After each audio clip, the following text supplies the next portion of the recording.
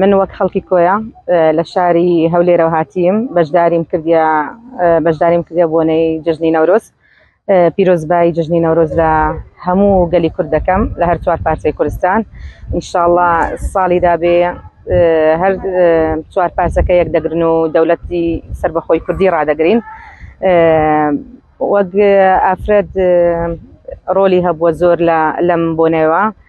بەشداری کردیا لە هەموو مەراسیمەکان بەشداری کردیا لە خەبات لە هەموو کار و لە هەموو بۆنەکان جاران ئێستا خاستن بۆ فترێکە زیاتر ڕەمەزان وا دەکەوتە ناو جژنی نەورۆز زیاتر کاڵ بوویتەوە پێشدان زیاتر ئافرەتەکان خۆیان دەڕازاندەوە و جلچی کوردیان دەکرد و خواردنی خۆش و دەچونە سەیرانگا و بەشداریان دەکرد لەو بۆنەیە بە حکمی ئەوەی کە ئافرەت زیاتر ئەو قەیرانە زۆر و تەسیر دەکاتن لە خۆ دەزانی ئافرەت زۆر سەرقاڵی ماڵ و ئیش و حاڵ و کاڵ بەس زۆریە ئافرەتیش ئەو نەوع هەستە لە ناخی ماڵەکانیان دیسانەوە بیژێننەوە بێنەوە گۆڕەپانەوە. ناوم بنارسڵی و ئیسایە من لە وڵاتی سوید هاتیم بۆ بەشداری بکەم لە جەژنی نەورۆز جەژنی نەتەوایەتی کورد ئینشاڵڵا کۆتایی بە هەموو زوڵمەک دێ سپاس زۆر خۆشە بە تایبەتی لە کوردستان زۆر دیارە سویدیش ئەو یادە دەکرێتەوە هەموو ساڵێک ئاگر دەکەنەوە بەشداری دەکەن بەس بە یعنی وەکو ئێرە نییە ئێرە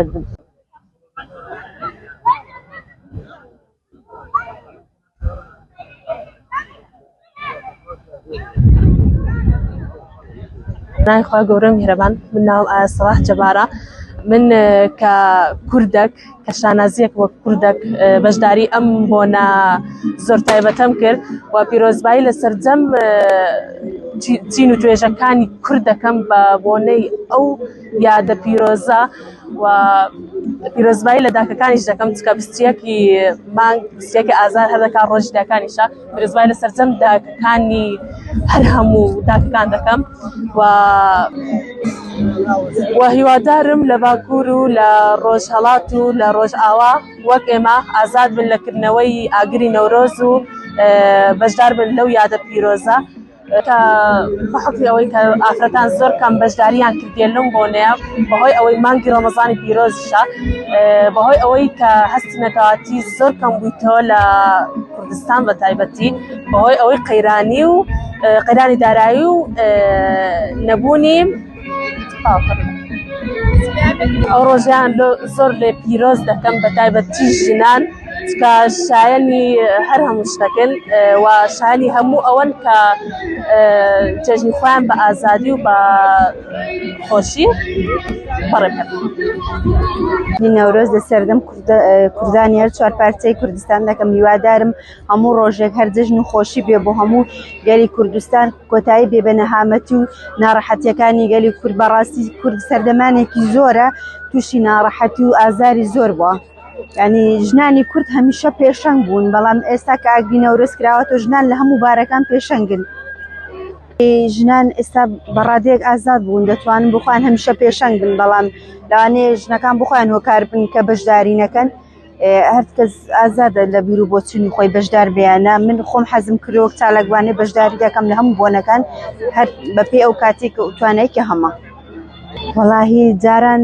نەورۆز فەرقی هەبوو یعنی ئێستا بە بۆنەی ئەوەی کە ڕەمەزانە خەڵک کەمتر دێتە دەرێ ناتوانێت ئەوەندە بێتە دەرێ و بەشدار بکات لەبەرەوەی ئەرکی ماڵەوەشی لەسەرە بەڵام ئەگەر ڕەمەزان نەبێ باشتر ئافرەتەکان زیاتر دەتوانن بێنە دەرەوە بەشداری کار و چالاکیەکان بکەن بەڵام ژنانی کۆیە لە هەموو بارەکان هەمیشە پێشەنگ بوون بەڕاستی ژنی زۆرمان هەیە ئێستا لە بواری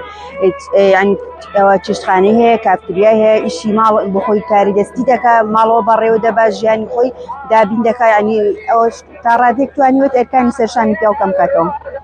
دارم ئیشەڵا لە ساڵی داهات و هەرم لە کوردستانی تورکیا هەم لە کوردستان ڕۆژاوە هەم لە ڕۆژهەڵات ئەوانیش هەرچەندە لە ڕۆژهەڵات ئەو ماوەی چەند ڕۆژێک ئاهەنگ دەگەڕن بەڕاستی ئەوان زۆر ینی ئاهەنگەکان بە خۆشی بەڕێوە دەبن وەک ئێرەنیە کە ئێمە ئازادیشین بۆ شێوە بەشداریمان نەکردوێت لە چالەکانی ئەوەی نەورۆز ینی هیوادارم لە هەر چوار پارچەی کوردستان ساڵی داهات و ئاهەنگی نەورۆز بە شێوازێک بەڕێوە بچێکە زۆر ببێتە جێگای خۆشحاڵی بۆ هەموو گەلی کورد بە دڵنیایەوە کوردی ینی ئەو بۆنەی جەژنی نەورۆز تاکە بۆنەیە کە گەلی کورد ینی لەو ڕۆژەدا ئاگر دەکاتەوە هەم دەبێتە ڕۆژ سەرەتای بەهار وەرزی نوێ سۆزبوونی دەشتایەکان کە ئەمەش بەڕاستی ینی کاتێکی خۆشە بۆ هەموو گەلی کورد. ناروز فیروز ناوی من جمیلایە و خەڵکی من ئەمریکا توتزانی ئەوڕۆ ناروزە ئەوڕۆ زۆر باشە ئەوە زۆر تایبەتە توتزانی چاوە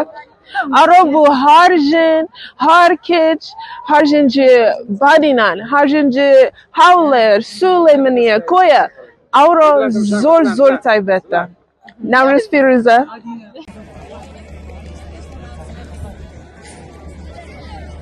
سپاس بۆ خەبەرتان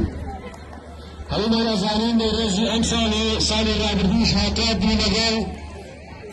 مانگی